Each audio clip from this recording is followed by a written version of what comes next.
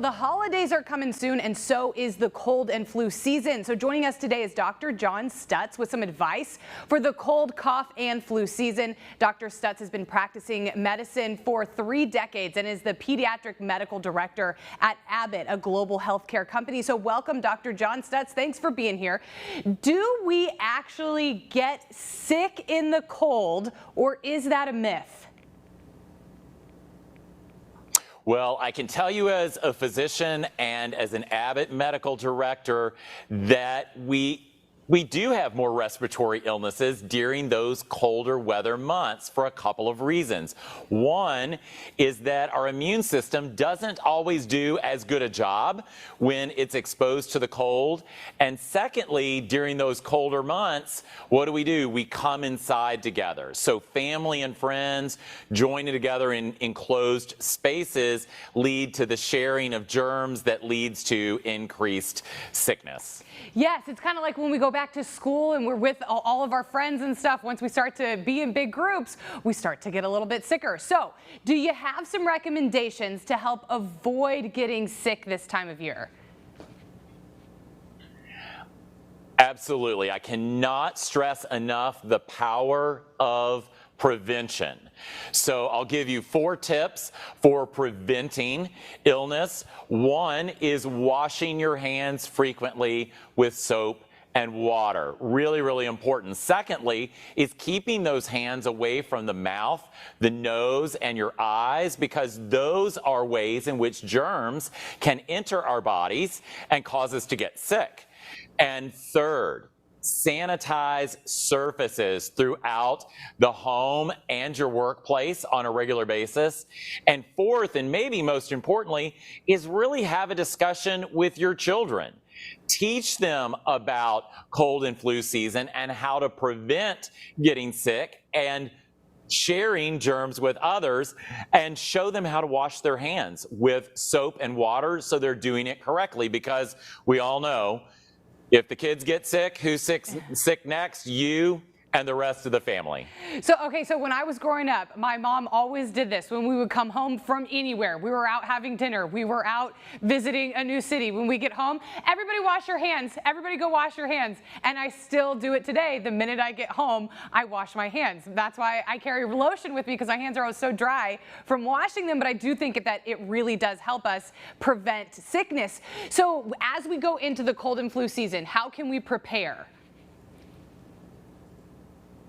Well, think back to the last time you did get sick or a loved one got sick. It's always at the most inopportune moments. It's the middle of the night. It's the early morning hours.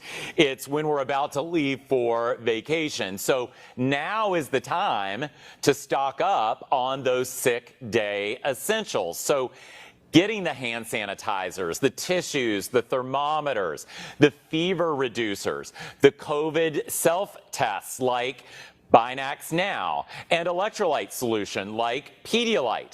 Everyone knows that hydration is important, but hydration is truly vital when we are ill.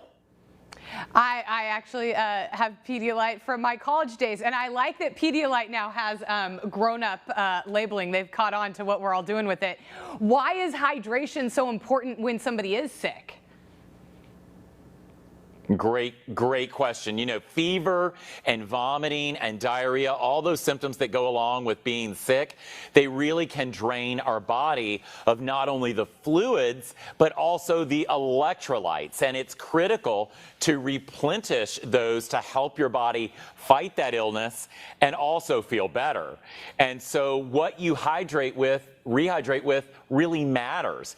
Water, it's great, but it really is not enough. Electrolytes are important too, and those are the special minerals like sodium and chloride and potassium that we need, and that's why I recommend Pedialyte to my patients, because it's scientifically formulated to not only provide that fluid, but also those electrolytes that we lose when we're sick. And so My personal favorite is Pedialyte Advanced Care Plus, which comes in ready to drink, and it also comes in the powder sticks, which makes them more portable.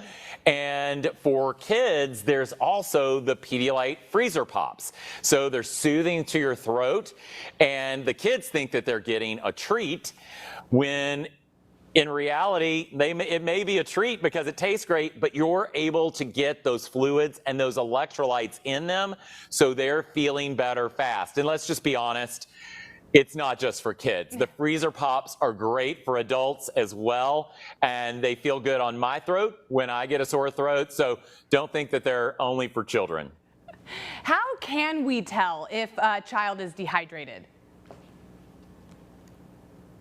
Right. So the signs of dehydration can really differ from one individual to another, and kids are not always great at vocalizing what they're feeling or how they're feeling. So I think there's three signs that you can look for in your children. One is irritability, the second is fatigue, and the third, they might have a headache associated with dehydration. You know your child best, and you know when they're off, if you will. And so if you're seeing these signs, then that may be the time to do a hydration check. So asking, when's the last time you had something to drink? When's the last time you had something to eat?